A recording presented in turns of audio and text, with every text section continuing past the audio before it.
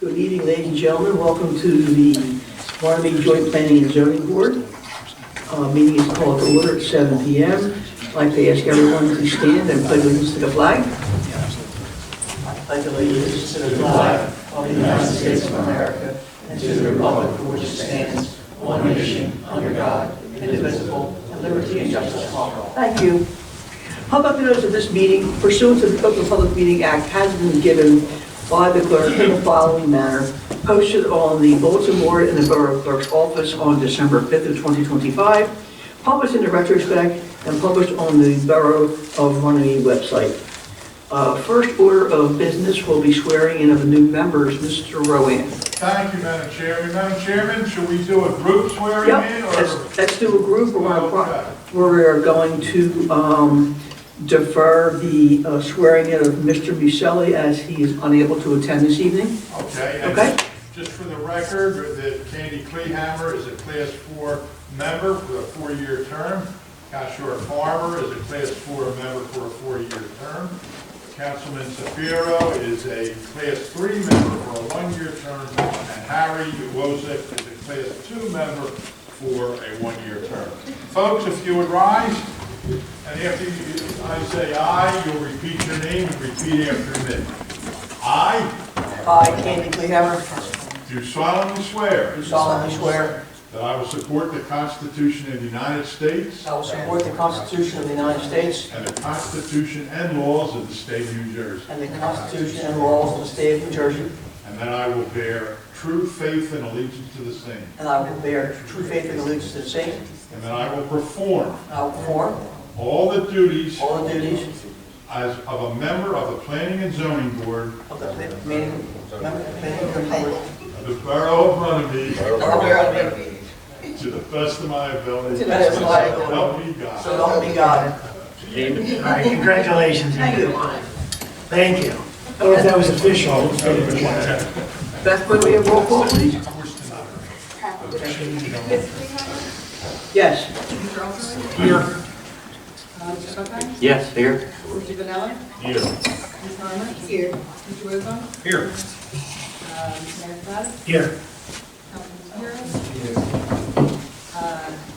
Mr. Rowan? Here. Here.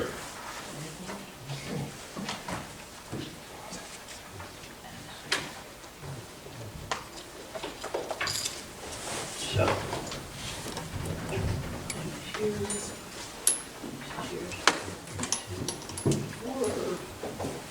We got 6.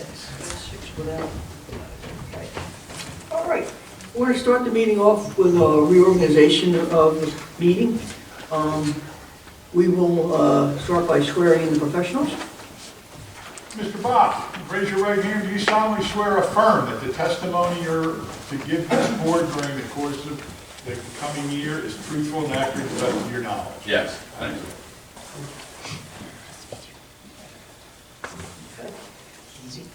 We will entertain nominations for chairperson.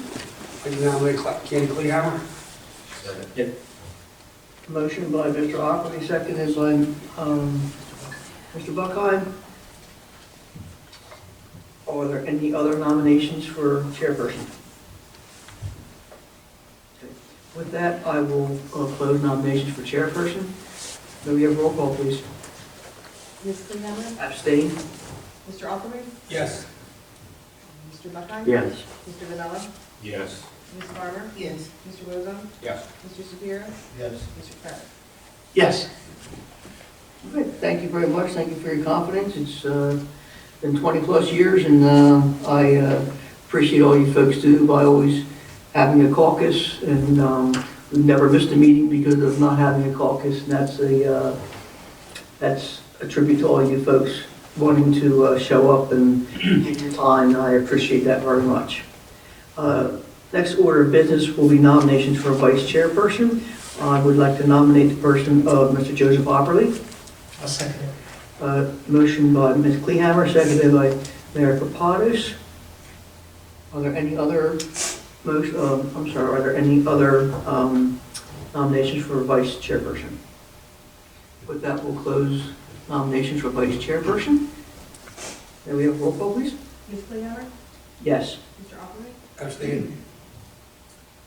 Mr. Buckheim? Yes. Mr. Vanella? Yes. Ms. Farmer? Yes. Mr. Rizzo? Yes. Mr. Shapiro? Yes. Mr. Patton? Yes. Mr. Rowan, Ms. Gushin is not here this evening. She is generally our second vice chairperson.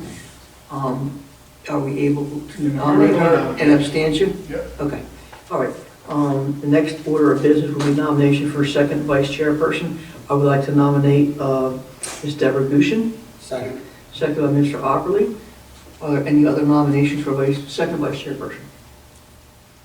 With that, I'll close the nominations for second vice chairperson. May we have roll call, please, Ms. Miller? Ms.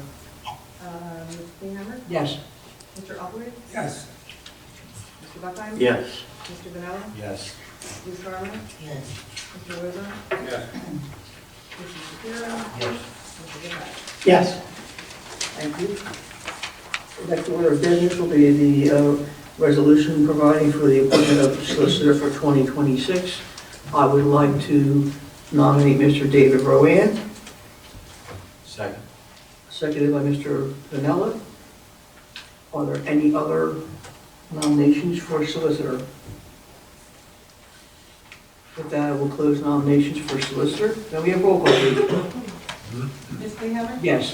Mr. Ockley? Yes. Mr. Buckheim? Yes. Mr. Vanella? Yes. Ms. Farmer? Yes. Mr. Rizzo? Yes. Mr. Shapiro? Mayor Patton? Yes. Thanks, folks, for your continued confidence. Thank you for your dedication to our board. We appreciate it very much. Next resolution, 2605, is a resolution providing for the appointment of engineer for 2026. I would like to submit for Mr. Steve Bott, Second. seconded by Mr. Ockley. Are there any other nominations for the appointment of engineer? With that, I will close nominations for the appointment of engineer. May we have roll call, please? Ms. Klinghammer? Yes. Mr. Ockley? Yes. Mr. Buckheim? Yes. Mr. Vanella? Yes. Ms. Farmer? Yes. Mr. Rizzo? Yes. Mr. Shapiro? Yes. Mayor Patton? Yes. Thank you very much, everyone. Thank you, Mr. Bob. Appreciate you. Next resolution is 2607. This provides for designation of 2606. Resolution providing for the appointment of secretary for 2026. I'd like to nominate Ms. Beth Miller. Second.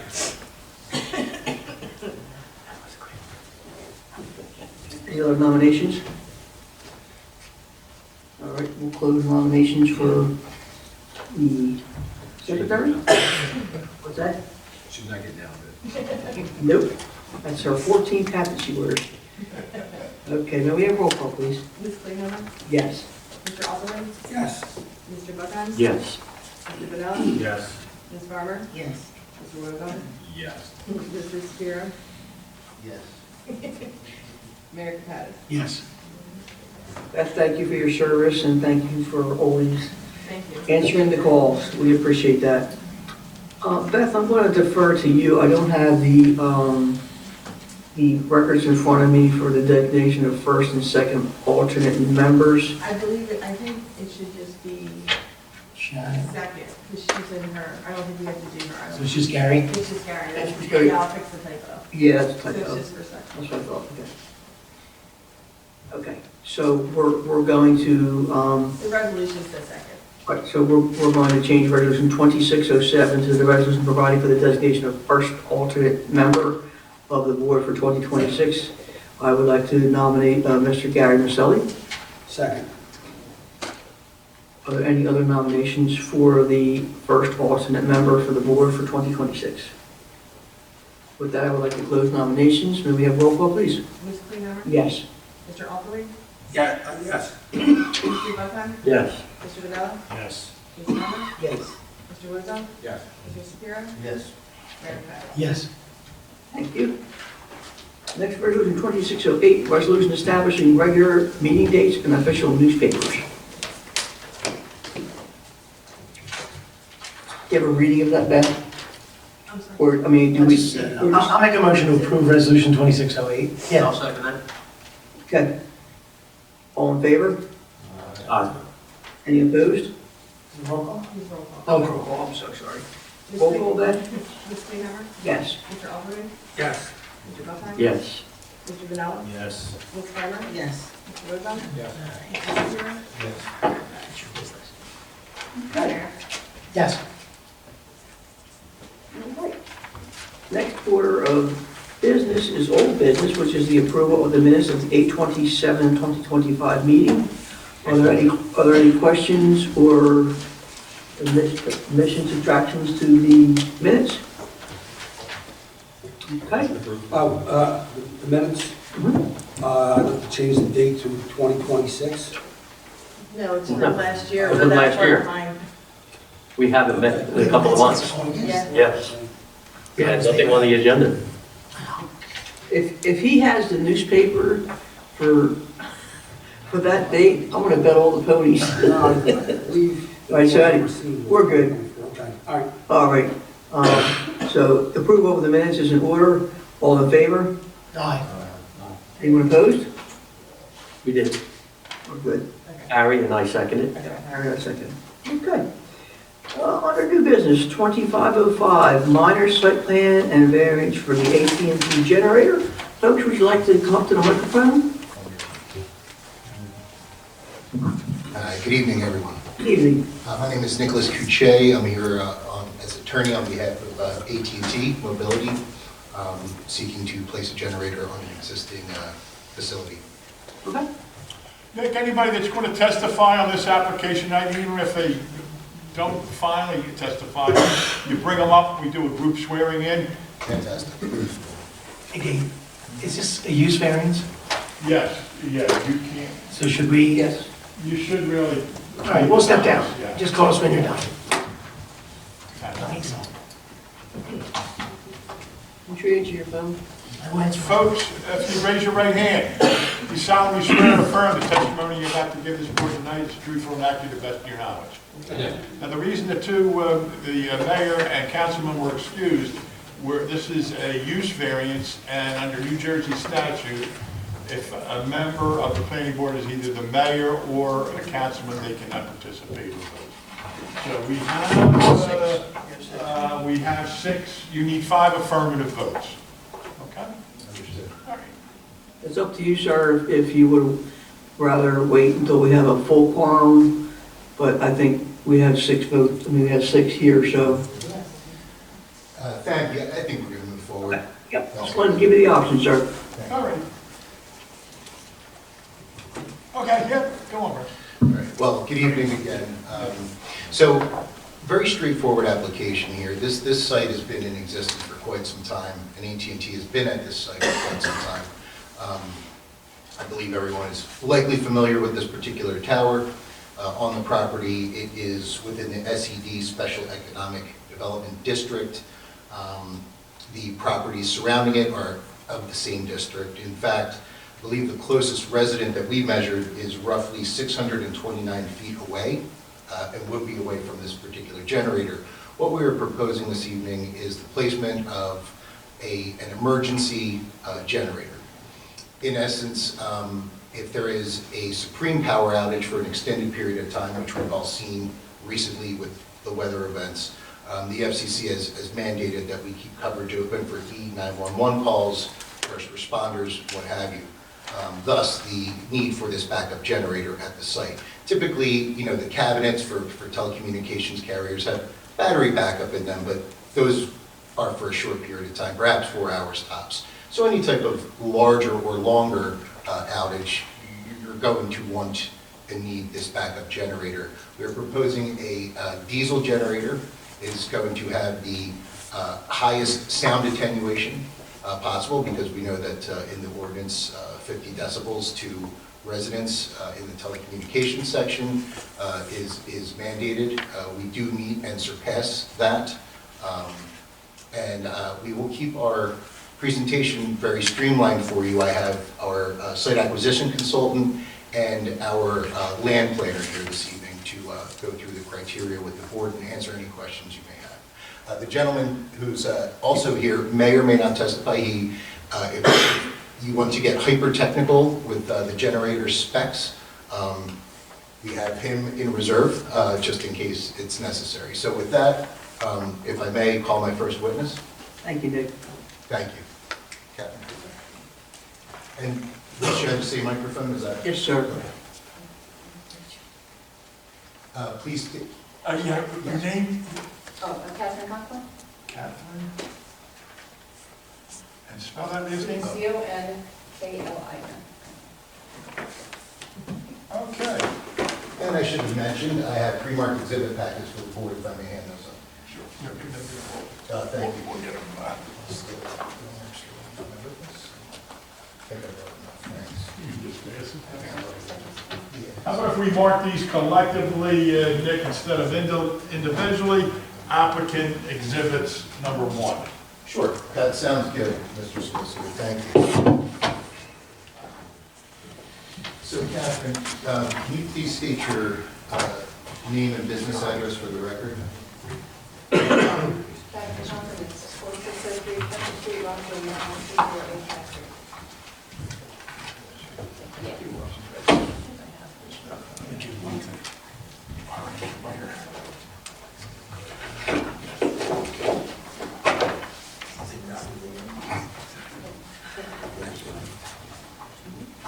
Did you need one? You want one? It's up to you if you want I it don't- attached. Yeah, that's fine. A lot of effort was put into this. We want them used for sure. Nick, I see a lot of billable hours in these. Well, that's all you have to do when you're snowed in.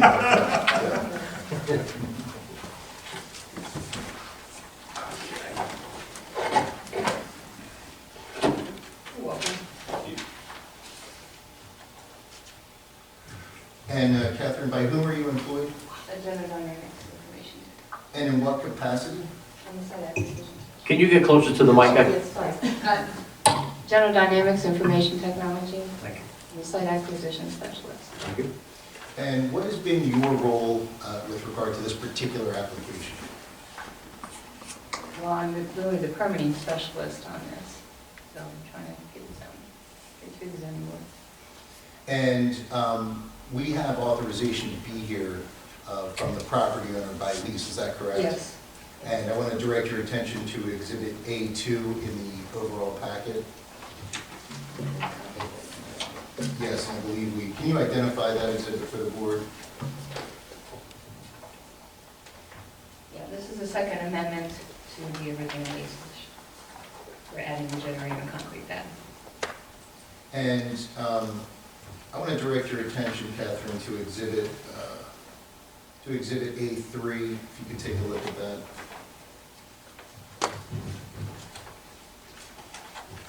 And could you describe that exhibit to the board, please? Oh, yeah, okay.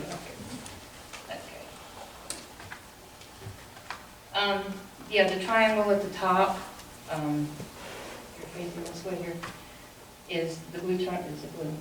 Blue triangle is where the generator's gonna go. It's gonna go between the tree line and a shelter. So it's a 4x10 concrete pad with the generator on top. And I want to direct your attention to Exhibit A4, if I may.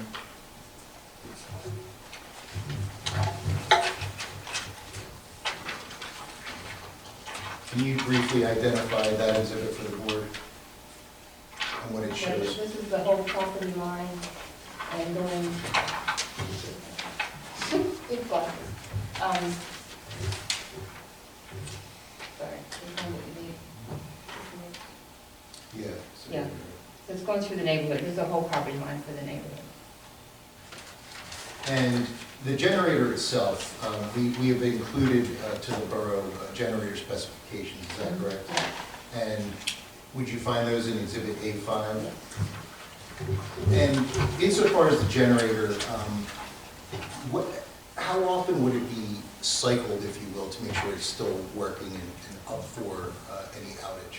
It's tested every week, on a weekday, can't see it. And it's, Tuesday. is it a 20-minute runtime, 10-minute cool down? 20-minute runtime, 30 Yeah, total. okay, I get it mixed up sometimes. So it's in every week, and you can request a certain time, whatever. whatever might be better for you. But usually it's around 8 or 9 in the morning. During weekdays? During the weekdays, yeah, weekdays only. And the only time it would be running outside of those hours is during Power an extended power outage? Thank you.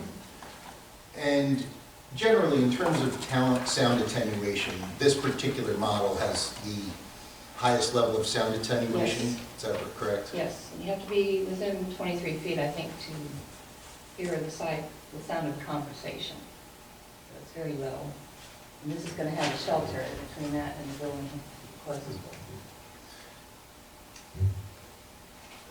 And this is a diesel generator, correct? Yes. And it's a 50 kilowatt diesel generator? Self-contained. Thank you. It's all one. And there is an alarm system that if there's I know it's a double wall, and if there is some type of seepage into the second wall, there is an alarm system? Yeah, it'll go directly to the national, I forget the name, the national, But not- yeah. It goes right to the national office, so they can come out and see it right away. But it'll spill within the tank, it won't go out.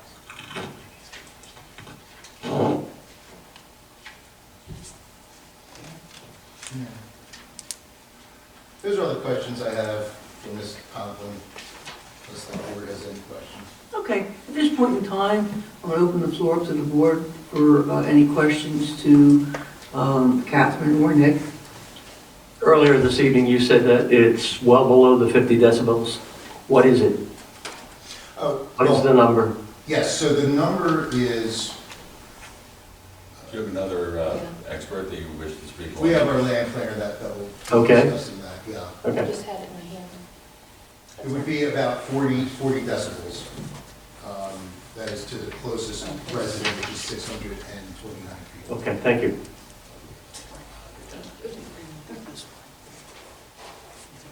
Any other questions Is that for from the board residential members? property line or residential home? I believe that was to residential, I want to say, forgive me. I didn't hear the question. So, well, why don't The we, nearest residence is 629. okay. We'll get to that once we get the rest of the testimony. Thank you, Catherine. Thank you. My next witness is our land planner, Mr. Brian Seidel.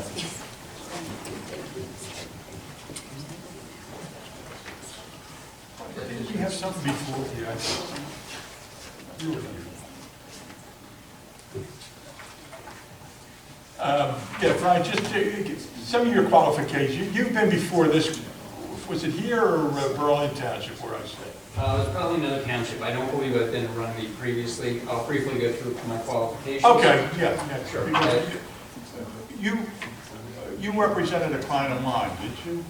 Is that why we know each other? I believe so. Yeah, okay. And just for everyone's edification, Mr. Seidel's CV is attached as Exhibit A7. So if you'd like, Brian can briefly talk about his education. I can advise the court that he has represented a client of mine in another borough, I think it was Mount Ephraim. It may have been a number of years ago, and there was another, I believe you may have been to Berlin Township.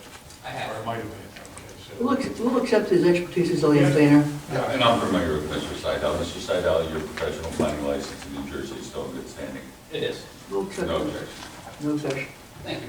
You're welcome. Brian, name and business address for the record. Sure. Name is Brian Seidel. First name is Brian. Last name is Seidel, Seidel.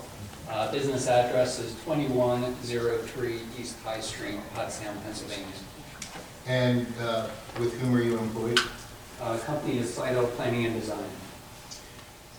And what has been your role with regard to this particular application? We have the role of the professional planner. We reviewed the zoning application, the zoning regulations, zoning map, be able to appear here this evening. And Mr. Seidel, just for ease for the board, can you just go through your general findings, property, negative and positive criteria, please? Sure. Generally, the property is located in the SED, Special Economic Development Zoning District, as are all the surrounding, immediately surrounding properties. I think there's 3 towers in this general vicinity. One of those towers is located on the P public zoning district, but otherwise everything around it is the SED district. I mentioned there's 3 other communication towers in the area, just for everyone's reference. This is the shortest of those 3 towers.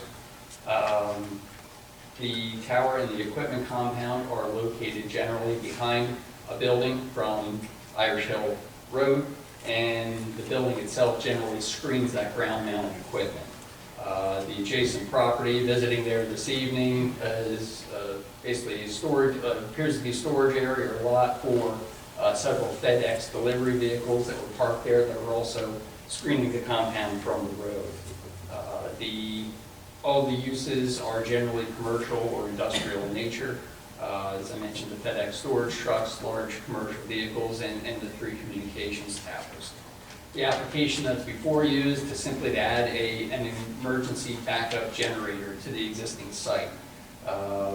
The generator will just serve the existing equipment that's there, and there is what's described in the application as the highest level 2 sound attenuation that's going to be provided with this generator. In the specifications that are provided in the exhibit packet, they show basically that there's 4 levels, so to speak. There's what they refer to as the open set, which is no enclosure at all of the generator, and then there is an enclosure that goes around the generator, and then there's a level 1 sound attenuation, and then what's proposed with this application is the level 2 sound attenuation, which is just a higher level insulated encasement of that generator to provide the most sound attenuation possible.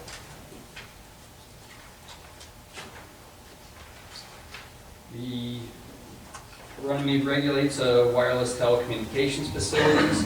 In Chapter 388, I believe the application is very consistent with that ordinance, which indicates it is the intention of Borough of Runnemede to locate necessary towers within the SED, Special Economic Development District, which this is. The application requires a D2 use variance for an expansion of an existing non-conforming use.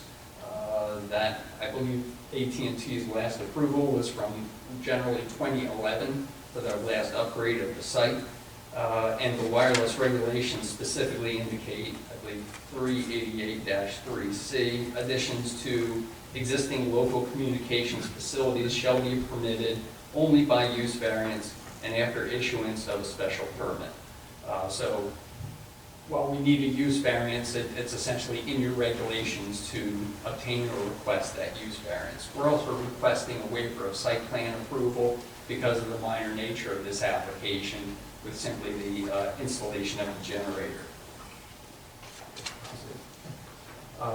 The application has to be shown that it meets the positive and negative criteria and that the positives outweigh those criteria.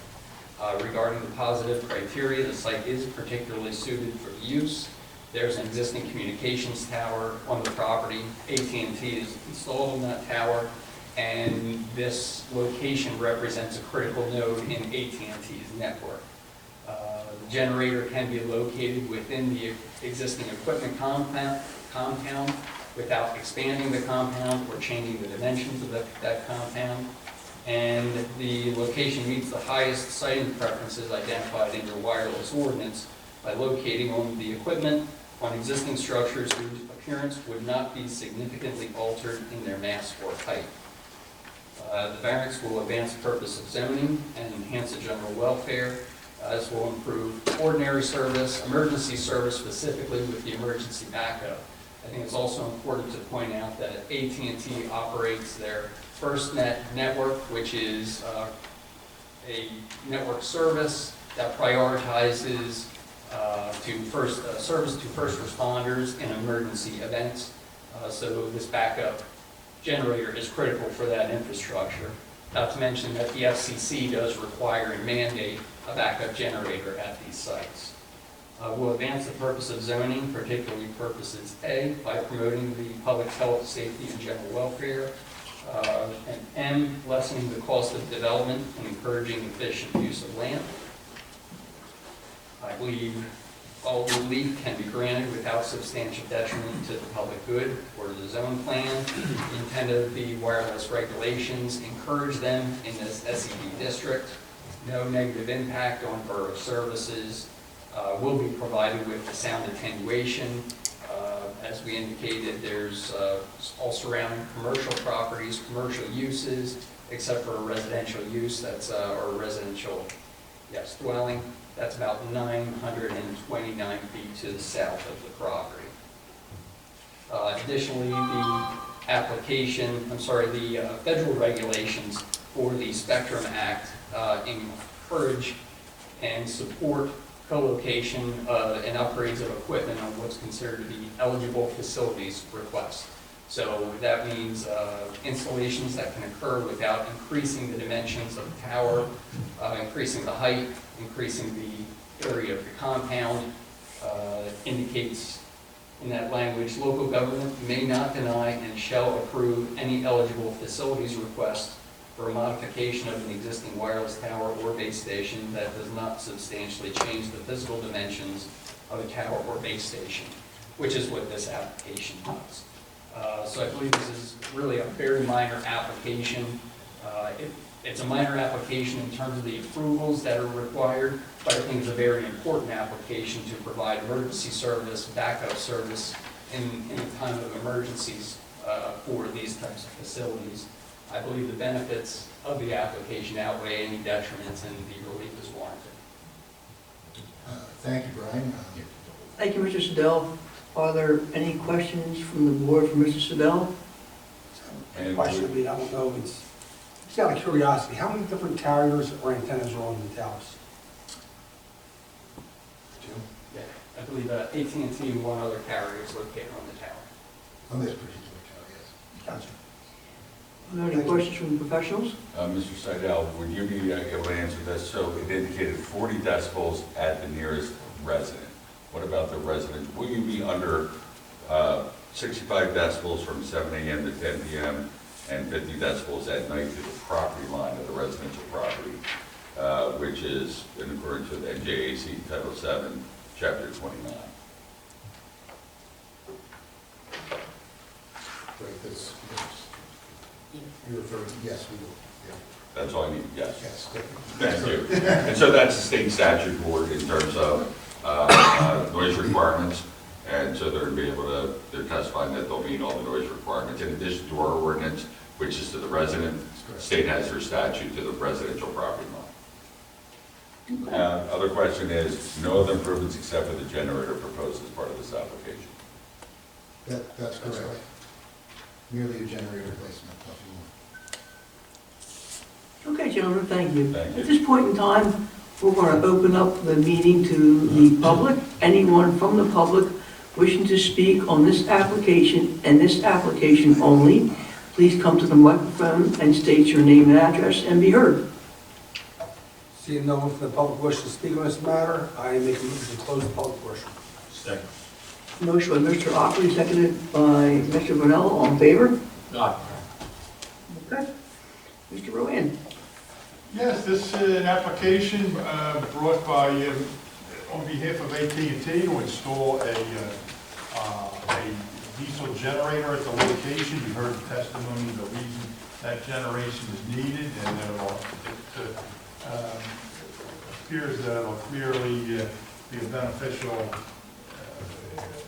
to the public in that it will allow continued emergency services to continue in the event of a catastrophic disruption of outside power to the site. As long as you've also heard the testimony regarding the Spectrum Act, which I have reviewed, and I'm sure Steve is aware of, that the FCC has kind of mandated the towns to, if it doesn't pose a critical detrimental effect to the public, boards are supposed to pass this because it is a inherently beneficial use. So if the board, upon listening to the testimony, is satisfied that they have met their burden, that it is a reasonable request, we just need a motion to approve. Okay, with that, I'll entertain a motion to approve application 2505. I'll make that motion.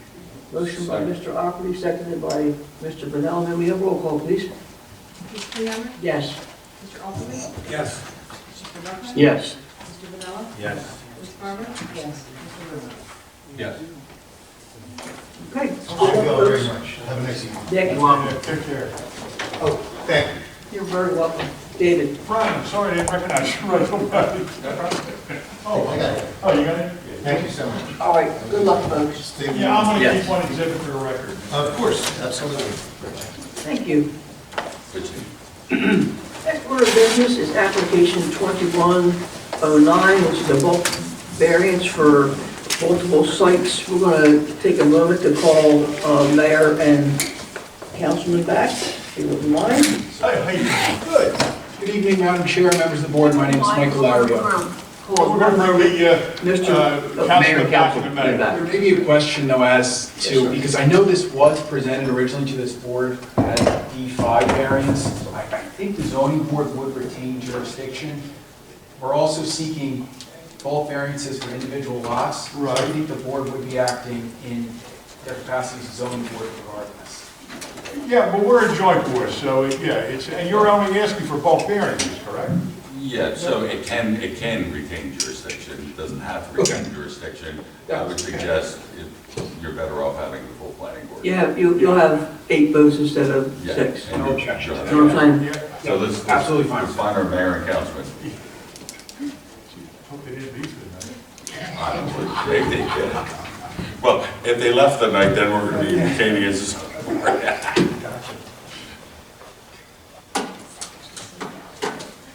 Take your time. Yeah, it's good time. Hey, Nick, we're ready to hear the second application. If you could join us. Thank you very much. Bye now. We'll be back momentarily, sir.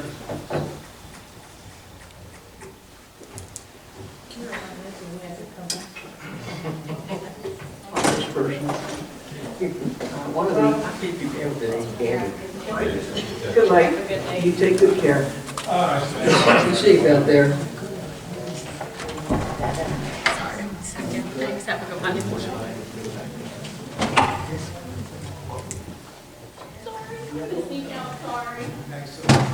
Welcome back, Ruth. Good.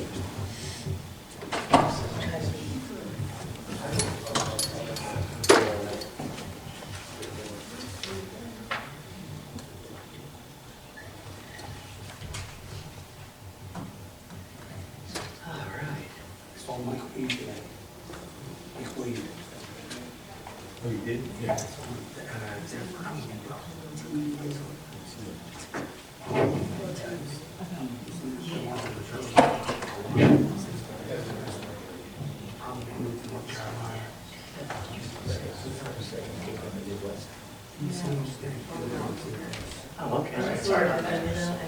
Okay, Ms. Miller, we are back in order. We have mayor and councilman back in session. Good evening again, Madam Chair, Mayor, members of the board. My name is Michael Lario. I'm an attorney at the firm of Runnemede, Davis & Goldstein.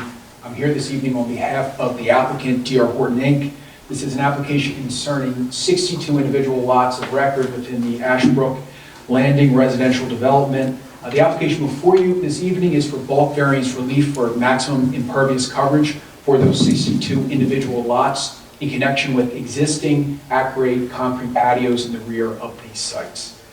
By way of just a little background, the applicant was before this board in 2022. They sought D5 density variance relief and preliminary and final major subdivision approval in connection with the proposed residential development of the site. That application was unanimously granted by this board and allowed for the construction of 96 townhome units, all again on their own individual lot of record. And those approvals are memorialized in resolution 22-12 and 25-22. The original plan when the applicant came before this board had 5x5 rear concrete patios. There was discussion at that time with the board as to the functionality of those rear patios. 5x5 is pretty limited. What the applicant agreed to do was construct 10x10 concrete rear patios behind the units. That application was approved. Plans were submitted, construction has commenced, it's at or nearing completion. TCOs have been issued for a number of sites, actually many of the sites have already been sold to individuals by D.R. Horton. D.R. Horton realized and was notified that including those 10 by 10 concrete patios, in fact, brought them slightly over the maximum impervious coverage which is permitted under your ordinance, which is 50%.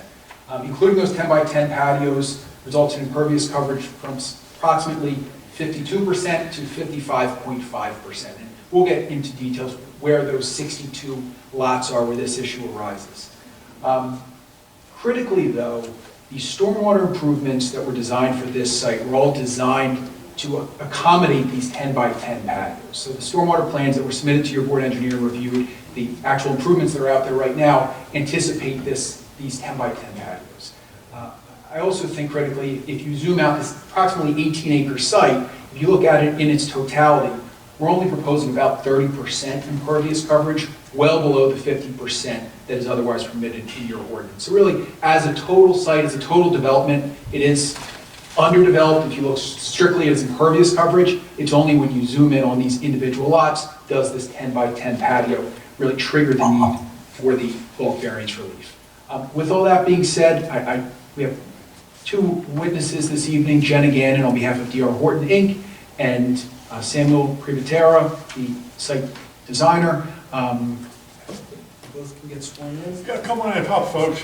Please raise your right hand. You solemnly swear or affirm the testimony you're about to give this board tonight is truthful and accurate to the best of your knowledge. Great. So Sam, I'm going to start with you, if that's okay. Okay, Sam, let me get your full name. Samuel? Samuel, Privatera, Privatera.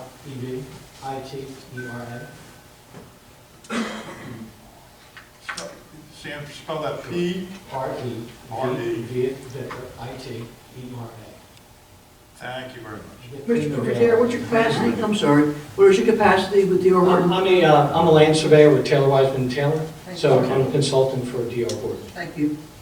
And if you could just briefly put your qualifications on. Sure. I've been a land surveyor for over 30 years in New Jersey and also licensed in 3 other states in the area. Very familiar with Mr. Privatera, don't you? We'll accept your expertise. Thank you. So first, let's start with your the project itself. Can you just orient your board a little bit as to what we're talking about, the site as a whole? Yeah, sure. You see the 96 townhomes are scattered throughout the sites. Most of them are clustered in 6-unit buildings. The issue with the impervious was basically just the interior units. They were 3 to 5% over. If you take the building as a whole, the whole building was under the coverage. But since they're individual lots, the 4 interior units on a 6-unit building were slightly over because the 10 by 10 pad. It was an oversight on our part. And if you could you show, I guess, what zoomed in on one of those Sure. buildings? So this here is this here. Okay, so just to blow up probably one of the exhibits that we have. Right, Yes, that was all submitted as part of our so this application. is just a typical, like 80% of the site are these 6-unit buildings. Okay? So basically, the interior ones are just slightly over the impervious because of the size of the lots. So, and that's basically it. So you see the 10 by 10 packages. Most of these, probably 60% of them are built, right? And some are under construction as we show.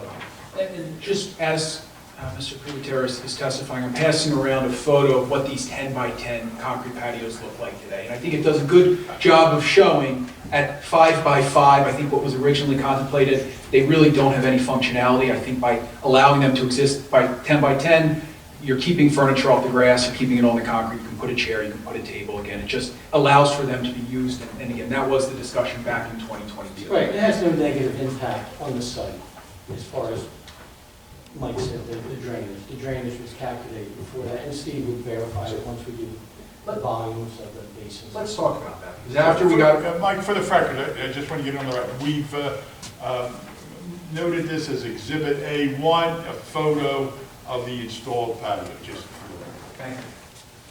So let's talk about the stormwater. Obviously, after that meeting in 2022, the stormwater plans were revised and resubmitted, and they incorporated these 10 by 10 concrete patios, correct?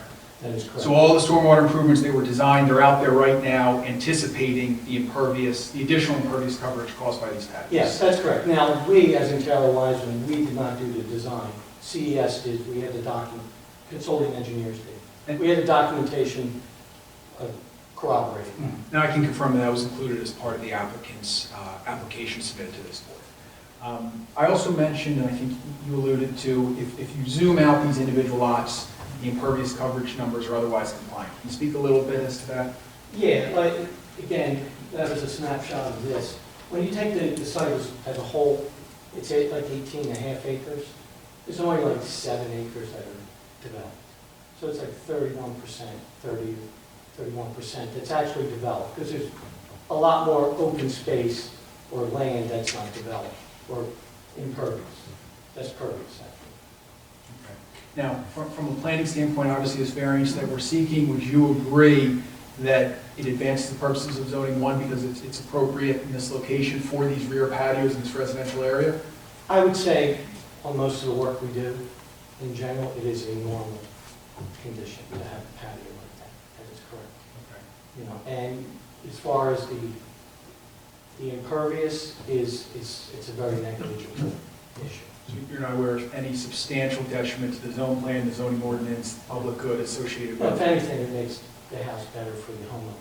It's better for the homeowner. Madam Chair, those are all the questions I have for Mr. Privatera. All right, thank you, Mr. Lorico, and thank you, Mr. Privatera.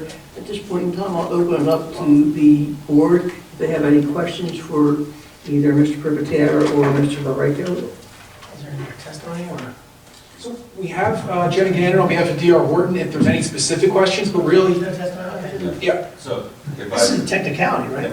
well, Madam Chair, if I could, I would Yes, sir. refer the board to our January 22nd, 2026 review, where we indicate all the submission information that was provided, as well as the certification from Gary Vecchio, PE from Taylor Wiseman Taylor, certifying that there's no detriment to the stormwater management system. This really came about with the grading plan review, when the zoning information was provided on the individual plot plans. And this is really just to make sure that all these properties are being sold as conforming and approved lots. That's where we're at right now. So we have no objection to the 10 by 10 pad. This is really to put the approvals in place so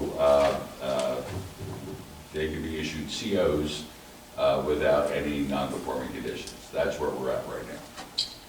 Thank you, Mr. Bond. I have no concerns or objections to, We've already issued COs for. we have TCOs. This would address the outstanding items of TCOs for all these individual listed lots that are contained in the. So just the application. 62 lots, okay. The lots had already been sold. They've all been sold with a TCO. Each one of them has condition that they must seek a variance Right. for the overage of impervious coverage. It was 50% per lot is how the original approvals were provided. And some of these are over, either they had to get the bulk variance or they had to remove the excess concrete. They're here to get the bulk variance. This will make all these lots conforming, then final COs could be issued for all these properties. So we're basically over from 50 to 52%, basically. And again, Two- it's really the calculation, if this calculation was provided at the time of the major subdivision, we would not be here. And the ones that are already sold, this takes care of all of them? Takes care of. So we're cleaning everything up? And I can say that we got the owner's consent on all those lots as well. They've obviously, they want to see these variances granted so they can keep their rear patios, but they all consented to the filing of this section. Yeah, and I think the 62 are just the interior lots of the whole. And they're only the interior ones? Yeah. Okay. So we approved 5 by 5, correct?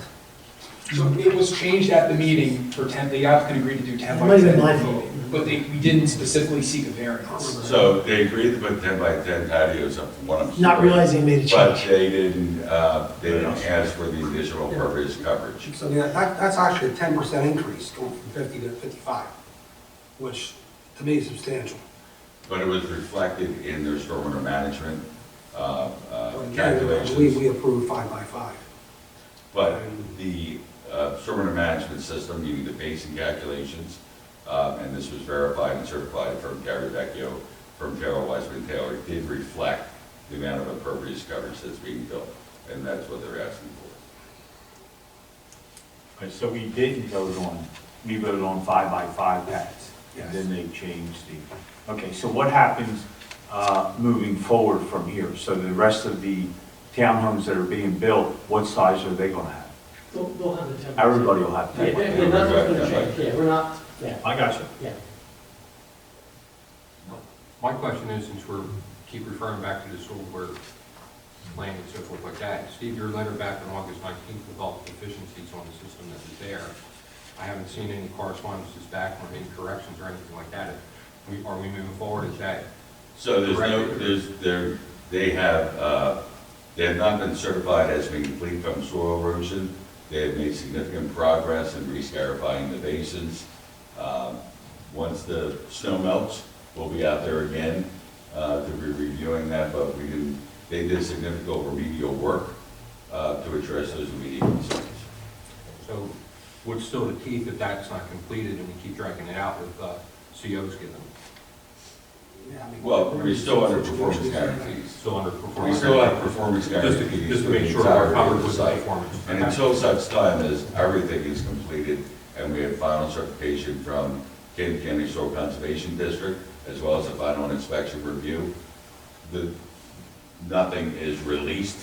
The basis, The teeth is Camden County Soil Conservation. and also our own review. They are functioning, but they are not complete because they still have temporary soil erosion measures which are required until all site construction is completed. This is the fabric in the inlets, the sediment risers in the basin, and there's still ongoing requirements all through construction for them to keep them clean without sediment, etc. The applicant understands and agrees to all that as well. Yeah, and that has nothing to do, that's like a construction issue. Yeah. It's like- Well, we keep referring back and I just want to make sure Yeah. while it's opened up. There, no, Let's make sure it's all covered. It's right Church on Pew. Yeah. It's- Nope. Okay. Steve, how often will your folks be out there periodically inspecting these sites? Well, we go out there on a regular basis, or just look. We go on a regular basis. Is that once a month, is that once every 60 days, how often is it? We're definitely inside of a month, you Okay. know, if not more. And also, we're out there every time there's a request for a grading plan inspection. So if there's a hiccup, you're going to catch it. Correct. And if there's any complaints or concerns, we're out there as well. Yeah, we just did a thing the other This- day. The majority of the site work is completed.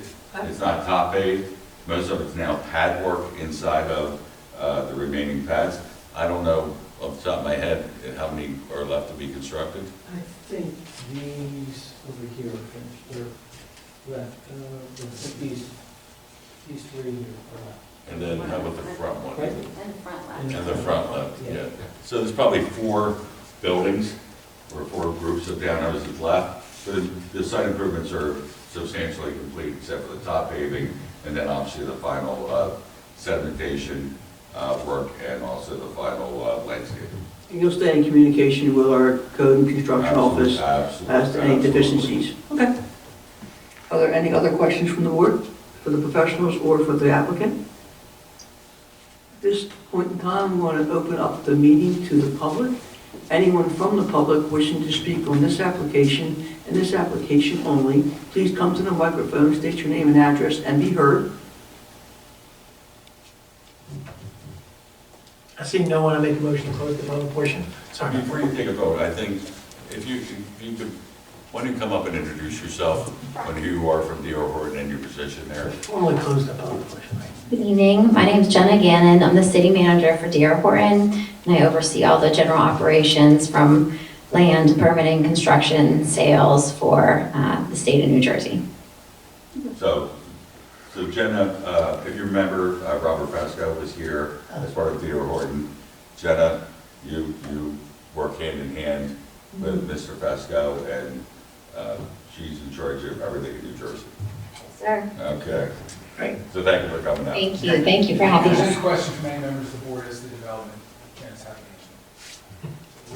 At this point in time, I'm going to digress to my last statement. At this point in time, we would like to open up the meeting to the public. Anyone wishing to speak on this matter and this matter only, please come to the microphone, state your name and address, and be heard. Seeing no one, I make a motion to close the public portion. Motion by Mayor Capata, seconded by Mr. Vanella. All in favor? Aye. Mr. Rowan. Yes, this is an application brought on behalf of Ashbrook Landing, D.R. Horton, regarding 62 lots in the Ashbrook Landing subdivision. They're seeking bulk variances where our ordinance requires that there'll be no more impervious coverage of 50% of the total lot, to varying impervious coverages proposed, varying for the 62 lots which are designated on Mr. Bach's review. So that's what you'd be making a motion on this evening.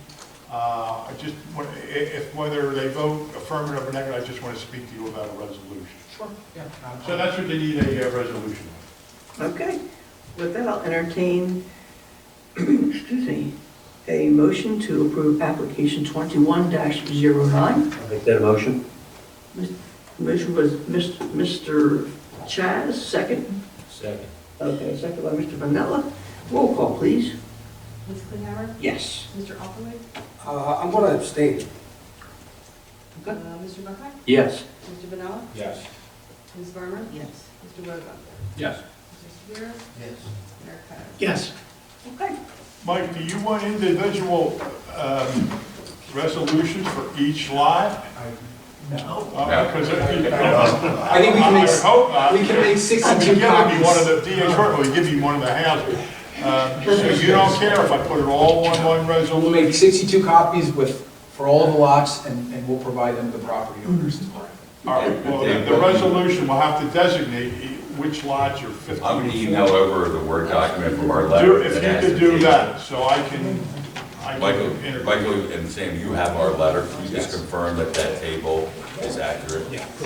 Yeah, I went through it quickly, it looks right, but I'll. Yeah, I think it is, but if you can confirm, then I can hand it over to Ms. And Rowan. you notified Mike on your letter dated October 31st, certain lot block, just make sure you count those up, they are 62. Yes. I All did. right, so, all right, because that's how I'm going to refer the preamble to all these lots. So if you confirm that what we have in our letter is, I believe it's accurate, but please confirm. You won't have to come back. That way you won't have to come back and I can send that over to you. All right. Thank you. Should have done that. At this point in time, I'd like to open the meeting to the general public from the good and welfare portion. Anyone wishing to speak on any matter whatsoever, please come to the microphone and please state your name and address and be heard. Seeing no one, can I make a motion? I actually have a Oh, question. why don't we close the public portion? Okay. Let's close the public. I see no one in the public. Make a motion to close the public portion. Motion by Mr. Capano, seconded by Mr. Vanella. All in favor? Aye. Okay. Yeah, Mr. Roberts. I'm not sure if Mr. Prophet has asked this, but it was brought up tonight for towers, or this is something that should be open. Did we pass something that each carrier or antenna without paying down $100? Yes, so what I'll say is that when the previous application came in, it triggered exactly what you're talking about. It went in front of the zoning officer. The zoning officer did his first due diligence, found out that it needed a variance, but also noticed that our ordinance specified exactly what you're saying. Now, the problem was, was that our mechanism for enforcing it was through the clerk's office. Well, everything kind of de facto goes to the clerk's office. So the clerk, when the ordinance was passed so many years ago, there was no application ever submitted, and actually it was supposed to be generated at the time from the planning board. So, needless to say, Ms. Miller and I came together and we came up with who the applicant was, and they paid They paid back back for 20 years. for 20 years. However, as I was walking in, the reason I was late is because I found out they only knew the other person that they're sharing with. It's AT&T and T-Mobile. Are you aware of T-Mobile? So I will say, since this came up in my research and even in the zoning officer's research, I have reached out to every contact I have, and I believe he has too, and we're not getting any response. We're getting things sent back. There's no clear contact information, whether it's a phone number, a correct address. Because those towers are owned by a different person. So it's the carrier. So third parties. Right, but I have reached out to the industrial park, and I will again, because there's like 3 companies involved with it. There's an owner, and then there's 2 other entities that run the business aspect of it. So I'm gonna reach out to all 3 again and see. So here's what we're gonna do. Now that we know T-Mobile, we have another one in another part of town. The mechanism that the government always has is to put a lien on the property. Right. So what we can do, and that gets people's attention, when council will file a lien, and we could use the AT&T as an example, put a lien on for $14,000, and that will get somebody to call us. Now, Beth has tried, and Bernie has tried to just do it the nice way, and just say and get applications. Well, but we don't know who the actual person is. Well, it would be for this, We don't know the underlying owner of the tower. We don't know the carriers. Yes, that's- And the ordinance says per carrier pays a fee, like a licensing fee, to the municipality. And then the municipality is supposed to do some due diligence, almost on a yearly basis, to make sure that we're okay. should you contact the tower owner? Yes. Okay, that's and then right. and they're not giving you They anything were either? coming back, but they didn't tell me who's on there. So I can say you have a carrier, but I don't know exactly the number or who those carriers are. So our next step will be to push it. I know that Because one. you have the contact information in the lease agreement from the previous application. Right, and that's why we That got gets us that. part, gets us half. And the other part is to hold their building permits for the electrical rate from the get-go until they come in with it. Well, But they- possibly. AT&T is Square. We're happy with AT&T. Yes, but the others have not come for anything, and It's the old story, until they come in front of the board for a permit, or this board, we don't know what's going on. But you do have the information for the owner of the tower itself. at least for one of them. Well, is this the tower It's a that, separate one from this one. that's the tower? Another, This one's good. All right, this tower's good? we have 2 towers and a third possible on the Verizon. Yeah, one is owned by the county, and we don't go after the county. The county's not, the carriers are still subject to the ordinance. It's not, it's, They don't have carriers on. 911. Oh, they don't have carriers, okay. Yeah, It's only the carriers. 911 communications. Yeah. No, we're trying to do our due diligence to, anytime an ordinance, we're trying to either enforce it or amend it to make it make more sense. Thank you. But it takes time. And the first amendment's gonna be, it's not in the clerk's office. Just putting that out there. It's de facto the clerk. Such a slacker. Beth, Beth, could you, now that it has been adopted, would you kindly, at your convenience, just send an email out to the approved meeting dates, because we do have some, just so people can put them on their calendars. It gets away from us when we get towards the holidays.